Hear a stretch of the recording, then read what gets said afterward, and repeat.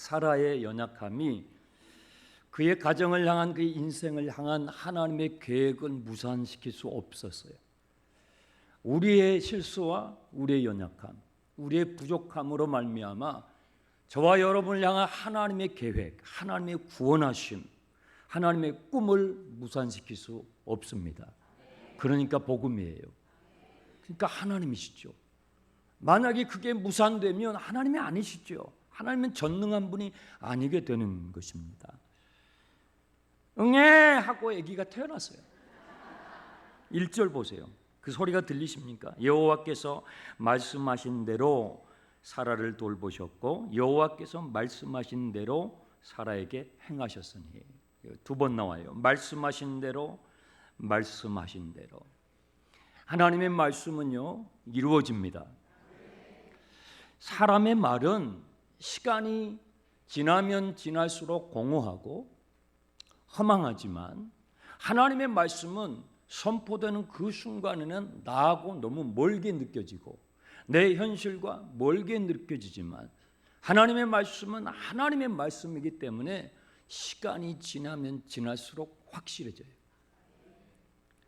그 차이가 있어요. 사람의 말은 들을 때에 혹해요. 진짜 같아요. 그런데 시간이 지날수록 인간은 시간과 공간의 제한을 받는 연약한 존재예요. 내일 일을 알지 못해요. 그래서 인간의 말은요, 사람의 말은 시간이 지날수록 희박해지고 힘을 잃지만 하나님의 말씀은 들을 때에는 아닌 것 같고 내 현실과 먼 것 같지만 하나님의 말씀이기 때문에 시간과 공간을 초월한 하나님의 말씀이기 때문에 시간이 지날수록 확실해져요. 여호와의 율법은 완전하여 영혼을 소생시켜요. 여호와의 증거는 확실하여 우둔한 자를 지럽게 하죠. 여호와의 계명은 정직하여 마음을 기쁘게 하고요. 여호와의 교훈은 순결하여 눈을 밝게 해줘요. 그런데 사람의 말은 불완전하여 우리의 영혼을 소성시키지 못하며 사람의 말은 불확실하여 우둔한 자를 더 우둔하게 만들고 사람의 말은 부족직하여 우리의 마음에 기쁨을 주지 못해요. 사람의 말은 불결하여 우리의 눈을 어둡게 해요. 하나님의 말씀하신 대로 사라를 돌보시고 하나님이 말씀하신 대로 사라에게 행하셨다. 저는 이 사라 안에다가 여러분을 넣었으면 좋겠어요. 여호와께서 말씀하신 대로 나를 돌보시고 아멘 합시다. 여호와께서 말씀하신 대로 나에게 행하시도다. 하나님의 말씀하신 대로 주님께서 여러분의 삶을 행하고 계심을 믿으시길 축원합니다. 그 하나님의 말씀은 어떻게 성취되는가? 2절 하나님의 때에 이루어진다는 거예요. 사라가 임신하고 하나님이 말씀하신 시기가 되어 노년의 타이밍이 있어요. 하나님이 말씀하시는 것이 이루어지는 타이밍이 있어요. 만사의 때가 있는데요. 날 때가 있고 죽을 때가 있어요. 그렇죠?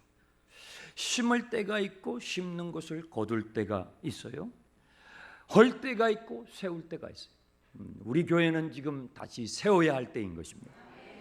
때가 있어요. 하나님의 때에 맞게 하나님의 말씀을 이루시는데 아브라함은 자신의 때에 자신이 원하고 바라는 때에 하나님의 약속이 이루어질 거라고 생각했는데 그렇지 않았어요. 아브라함은 하나님의 부르심을 75세에 받고 그가 약속의 땅 가나안 땅에 도착했을 때에 하나님의 약속이 이루어져서 이삭을 주실 줄 알았어요. 그래서 가나안 땅을 향하여 신나게 갔지요. 갔는데 안 주시는 거예요. 사라는 그 약속의 땅에서 최소한 10년을 내가 버티면 이 10이라는 숫자는 인간의 한계점이에요. 10년을 최소한 버티면 하나님의 약속이 이루어지겠지 했는데 10년을 버텼는데 안 이루어졌어요. 우리의 초조함은, 아브라함의 초조함은, 사라의 초조함은 내가 생각하는, 내가 원하는, 내가 기대하는 때에 하나님의 때하고 안 맞는 거예요. 그럴 때 우리는 초조해져요. 그때 우리는 염려하게 돼요. 불안하게 되는 거예요. 우리는 우리의 기준이 있어요. 우리의 기준에 하나님의 때를 맞추고 싶은 거예요. 인간은 시간의 제한을 받고요, 공간의 제한을 받고, 우리는 기력의 제한이 있어요. 그래서 우리가 조금이라도 힘이 있을 때 이삭이 태어났으면 좋겠어요. 우리가 뭔가 여력이 있을 때 하나님이 이삭을 주셨으면 좋겠어요. 그래야 이 이삭을 키울 수 있을 것 같거든요. 그래야 이 자식을 돌봐줄 수 있을 것 같거든요. 이게 우리의 생각이, 우리의 기준이에요. 그런데 하나님께서 그렇게 하지 않으시고, 하나님께서 이삭을 주시는 때가 언제였느냐? 노년의 아브라함. 이 노년이 몇 살이에요? 5절에 100살이었다는 거예요. 인간이 생각하는 한계의 수는 10이라면 하나님의 수는 100이에요. 도저히 불가능한 때, 사람의 노력으로, 사람의 공로로, 사람의 실력으로 도저히 이룰 수 없는 바로 그것이 100이에요. 100살. 그때가 바로 하나님의 정하신 때였다는 거예요. 아브라함의 몸이 죽은 자와 같이 되어서 인간의 실력과 노력으로는 더 이상 이삭을 낳을 수 없는 바로 그때가 하나님의 때였다는 거예요. 조급해질 때에 아브라함이 어땠어요? 조급해지니까 내 조카 롯을 데리고 어떻게 해볼까? 우리 집안에 있는 일꾼들 가운데서 저 다메섹 출신 엘리에셀이 제일 똘똘하고 똑똑한 것 같은데 저 엘리에셀을 데리고 어떻게 해볼까? 아니면 이스마엘을 데리고 내가 어떻게 해볼까? 조급해질 때 우리는 이런 생각을 갖게 되지요. 아브라함의 조급함은 어디에서 기인했을까요? 아브라함은요, 사라는 하나님이 살아계신다는 것에 대해서는 의심하지 않아요. 하나님이 살아계시는 것은 의심하지 않아요. 아브라함의 조급함은요, 하나님의 살아계심에서 비롯되는 것이 아니라 하나님의 전능하심. 하나님의 전능하신가? 하나님이 이런 상황 가운데서도, 이런 조건 가운데서도 행하실 수 있는가, 능력을 행하실 수 있는가 하는 하나님의 전능하심에 대한 의심. 아브라함은 하나님이 살아계심에 대해서는 의심하지 않아요. 하나님이 살아계심을 믿어요. 알아요. 그런데 하나님의 전능하심이 의심되는 거예요. 이런 조건에서도, 이런 상황에서도 내가 100세가 됐는데, 내 아내는 90세인데 이런 조건 가운데서도 하나님은 역사하실 수 있는가에 대한 의심이 있는 거예요. 그래서요, 히브리서 기자는 우리에게 이렇게 도전해요. 그러므로 하나님께 나아가는 자는, 하나님께 예배하러 나아가는 자는, 하나님을 찬양하러 나아가는 자는 첫 번째 하나님이 살아계심을 믿어야 하며, 두 번째 하나님을 믿고 구하는 자에게 하나님의 때에 하나님께서 가장 좋은 것으로 주시는 전능하신 하나님을 믿어야 할지니라. 하나님이 살아계심을 믿어야 하며 그것만은 부족해요. 아브라함은 하나님이 살아계심을 믿었어요. 근데 그가 초조하고 그가 염려하고 두려웠던 것은 하나님의 전능하심. 믿고 구하는 자에게 하나님의 때에 가장 좋은 것으로 응답해 주실 것이라는 그 믿음. 저와 여러분에게 그 믿음이 선물로 있기를 축원합니다. 3절, 아브라함이 그에게 태어난 아들 곧 사라가 자기에게 낳은 아들을 이름하여 뭐라고요? 이삭이라고 붙이고, 그리고 난 지 8일 만에 할례를 행했어요. 그때 아브라함의 나이가 100세였어요. 이삭의 뜻이 뭔지 아세요? 웃음이라는 뜻이에요. 웃음. 이름의 뜻이 좋죠. 이삭의 이름의 뜻을 웃음으로, 하나님께서 아들을 낳으면 이삭이라고 해라고 하셨던 하나님의 그 배경이 참 재미있습니다. 생각해 보세요. 아이가 태어났어요. 사라가 아무리 생각해도 웃음밖에 안 나오는 거예요. 90살이에요. 90살이 된 이 사라가 아기를 안고 젖을 물려요. 젖이 나왔겠죠. 하나님께서 주셨으니까. 그런데 생각해도 너무 웃긴 거예요. 세상에 내가 진짜 엄마가 됐네. 아, 이게 뭐야? 아니, 세상에 정말 하나님의 말씀이 이루어졌네. 야, 이삭이 태어났네. 그 아이를 보면 볼수록 웃음밖에 안 나오는 거예요. 지나온 시간들이 생각이 나는 거예요. 얼마나 많은 일들이 있었나요? 그런데 웃음밖에 나오질 않는 거예요. 야, 진짜 하나님의 말씀이 이루어졌네. 17장에서 하나님께서는 99세의 아브라함에게 나타나셔서 네 이름을 아브라함으로 바꿔 그리고 할례를 행해. 너뿐만 아니라 너 집안에 있는 모든 사람들에게 할례를, 남성들에게 할례를 행하고 내 아내의 이름도 사레에서 사라로 바꿔라. 내가 사레에게 아들을 주리라. 그러니까 그때 아브라함이 그 말씀을 듣고 엎어져서 웃었어요. 믿어서 웃었을까요? 믿어지지 않으니까. 너무 어처구니가 없는 말씀을 하시니까 웃었다고요. 그 다음 18장에서 하나님께서 그 장막 뒤에서 수종을 들고 있는 사라를 들으라고 내년 이맘때에 사라가 아들을 낳을 거야. 이름을 이삭이라고 해. 그랬더니 그 장막 뒤에 있었던 사라가 속으로 웃었어요. 하나님이 들으실까 봐 속으로 웃었어요. 믿어서요? 아니요. 믿어지지가 않아요. 그래서 그 웃음은 유쾌한 웃음이 아니라 쓰디쓴 웃음이에요. 공허한 웃음이에요. 허무한 웃음이었어요. 그런데요, 하나님께서 그들의 그 허탄한 웃음, 쓰디쓴 웃음, 차가운 웃음을 정말 유쾌한 웃음으로, 정말 상쾌한 웃음으로 바꿔주신 것입니다.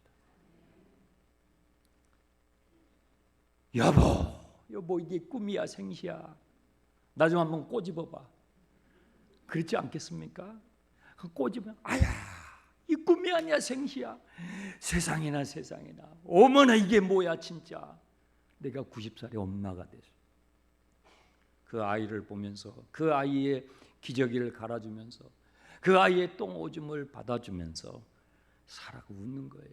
기가 막혀서 우는 거예요. 웃는 거예요.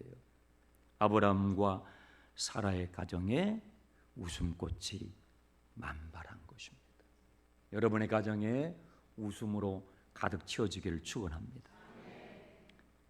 6절에 이렇게 되어 있어요. 사라가 이르되 하나님이 나를 웃게 하시니. 거기다 밑줄을 그어보세요. 하나님이 나를 웃게 하시니. 아브라함과 사라가 경험한 하나님은 어떤 하나님이냐? 나를 웃게 하신 하나님. 나를 웃게 하신 하나님.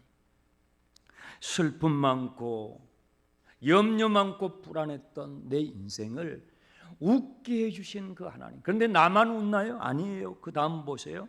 하나님의 나를 웃게 하시니 듣는 자가 다 나와 함께 웃으리라. 세상에 아브라함이 진짜 아빠가 됐대. 야, 사라가 진짜 아빠가 됐대. 그 집안에 세상에 어머나 이게 웬일이야. 이삭이 태어났대.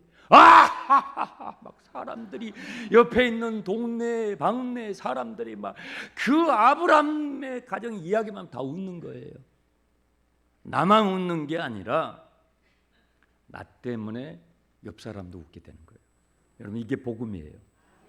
여러분 때문에 옆에 있는 사람도 웃고, 남편 때문에 아내도 웃고, 아내 때문에 부모도 웃고, 부모 때문에 자식이 웃고. 여러분 이것이 예수 그리스도 안에서의 축복인 것입니다. 여러분 제가 이렇게 휘죽휘죽 웃잖아요. 저는 원래 웃음을 잘 몰랐던 사람이에요. 제가 여러분 부임해서 말씀을 나눴을 때 잠깐 소개했지만 저는 청소년 시기에 그렇게 밝지 않았어요. 저는 중학교 때부터 부모님을 떨어져 살았어요. 학교를 마치고 자취방에 오면 아무도 없어요. 연탄불이 꺼져 있어요. 때로는 연탄 가스를 마시고 죽을 뻔도 했어요. 우울했어요. 웃을 일이 없었어요. 그런데 여러분, 예수를 만나고 나서 웃게 됐어요. 여러분, 예수님을 만나면 웃게 돼요. 예수님을 만난 사람은 중풍병자가 예수를 만나면 웃게 돼요. 안진뱅이가 웃을 일이 뭐가 있겠어요? 안진뱅이가 예수를 만나도 웃게 돼요. 소경이 예수를 만나도 웃게 돼요. 장녀가 예수를 만나도 웃게 되는 거예요. 웃을 일이 뭐가 있겠어요? 태어나면서부터 내 인생이 이렇게 될 거라고 생각했겠냐고요. 그런데 예수님 만나고 나니까 막 웃게 되는 거예요. 그게 축복이에요. 나 같은 죄인이 용서함 받아서 하나님의 자녀 된 것을 생각할 때 웃음이 나오는 거예요. 나 같은 죄인이, 나 같은 자랑할 것이 없는, 내놓을 것밖에는 죄밖에 없어요. 인간은요, 앉았다 서면은요 죄가 남겨요. 인간이 있다가 가는 자리에는 꼭 죄가 남아요. 쓰레기가 남아요. 더러워요. 불결해져요. 나 같은 죄인이 어떻게 예수를 믿고 하나님의 자녀가 되었을까 볼수록 웃음이 나와요. 마치 그 아가를 안고 막 웃음밖에 안 나오는 거예요. 어떻게 나에게 이 아기가 생겼을까? 바로 그것이 아브라함의 가정에 일어나게 된 것입니다. 여러분 가운데 웃음을 잃어버린 분 계십니까? 여러분 가운데 웃음을 빼앗긴 분 계십니까? 여러분, 마귀는 여러분의 인생에서 제일 좋은 것을 도둑질해가는 도둑이요 사기꾼이라고 주님이 그랬어요. 여러분, 도둑놈이 여러분 집에 갔을 때에 뭘 훔쳐가겠어요? 제일 값비싼 걸 훔쳐가요. 귀한 것을 훔쳐가죠. 돈보다도 더 귀한 게 있어요. 웃음을 빼앗아가요. 부부지간에 웃음을 빼앗아가요. 부모와 자녀간에 웃음을 빼앗아간다고요. 마귀는 우리 인생의 소중한 것, 값진 것을 빼앗아가요. 예수님이 왜 오셨어요?